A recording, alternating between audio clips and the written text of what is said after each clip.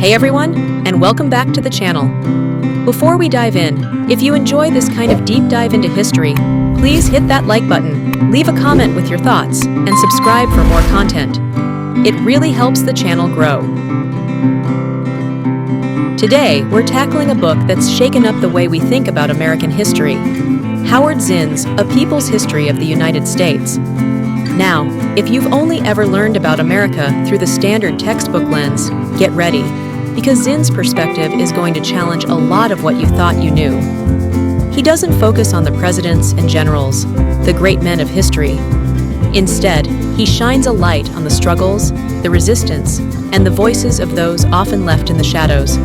The working class, the enslaved, the indigenous peoples, the women, the activists. Zinn's argument, in essence, is that history is not a neutral recounting of facts. It's a selective narrative, often told from the perspective of the powerful.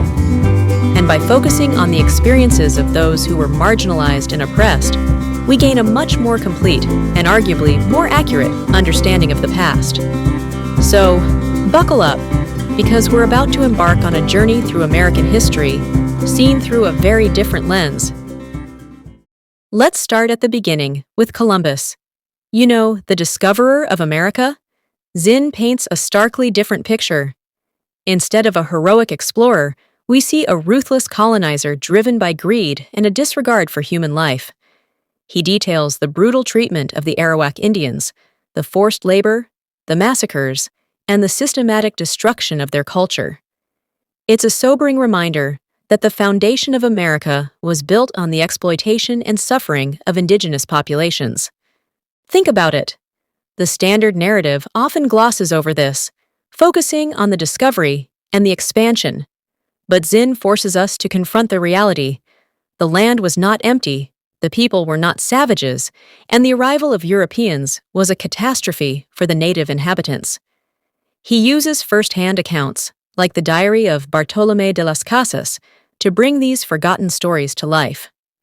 Moving forward, Zinn explores the development of slavery in the colonies. He dismantles the myth that slavery was a necessary evil or a gradual institution.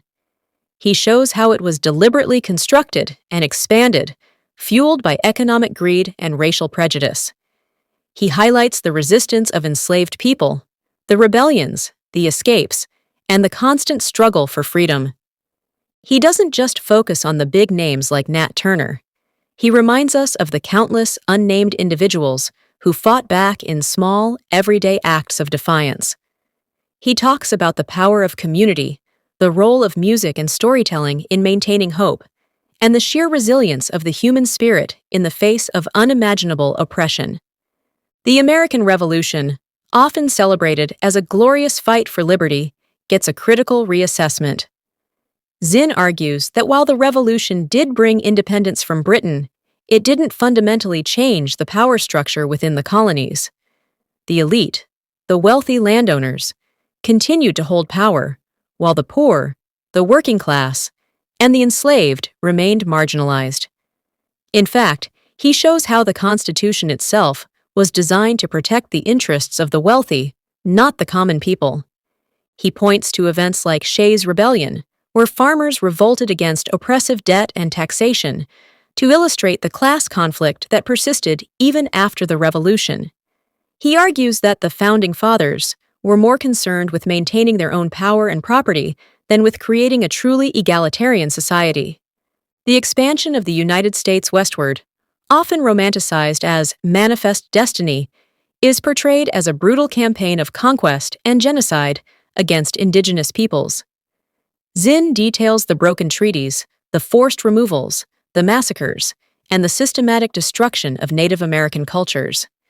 He shows how the government and the military worked hand in hand with settlers and corporations to seize land and resources. He focuses on the stories of tribes like the Cherokee, forced on the Trail of Tears, and the Lakota, fighting for their survival against the encroaching tide of settlers. He paints a vivid picture of the human cost of this expansion, the loss of lives, the destruction of communities, and the enduring legacy of trauma. The Civil War, often seen as a moral crusade against slavery, is presented as a complex conflict driven by both moral and economic factors. Zinn doesn't deny the importance of the abolitionist movement, but he argues that the war was also about preserving the Union and protecting the economic interests of the industrial North. He points out that Lincoln's initial goal was not to abolish slavery, but to preserve the Union, even if that meant allowing slavery to continue in some states. He also highlights the crucial role played by enslaved people themselves in their own liberation. He talks about the thousands who fled to join the Union Army, the spies who provided crucial intelligence, and the countless acts of resistance that undermined the Confederacy. He emphasizes that the fight for freedom was not just a top-down movement, but a struggle waged from below. The Gilded Age, the era of industrial growth and immense wealth, is shown as a time of stark inequality and exploitation. Zinn details the rise of powerful corporations, the exploitation of workers, the growth of labor unions, and the often violent clashes between capital and labor. He highlights the struggles of workers in factories, mines, and railroads, the long hours, the low wages, and the dangerous conditions. He talks about events like the Haymarket Riot and the Pullman Strike, where workers risked their lives to fight for better conditions. He shows how the government often sided with corporations against workers, using force to suppress strikes and break unions. The 20th century, with its world wars and social movements, is portrayed as a continuation of the struggle for justice and equality. Zinn criticizes the imperialistic policies of the United States, the interventions in Latin America, the wars in Vietnam and Iraq. He highlights the anti-war movement, the civil rights movement, the women's liberation movement, and the gay rights movement. He focuses on the voices of those who challenge the status quo, the activists, the protesters, the dissenters who refuse to be silent.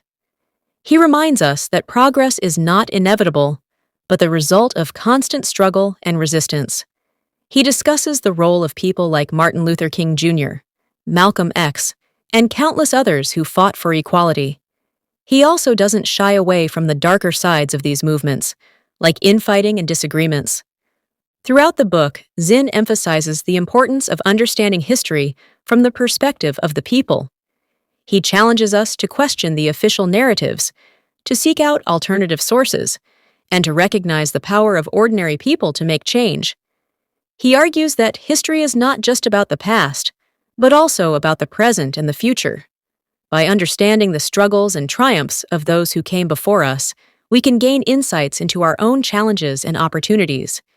He also emphasizes that history is not a finished story.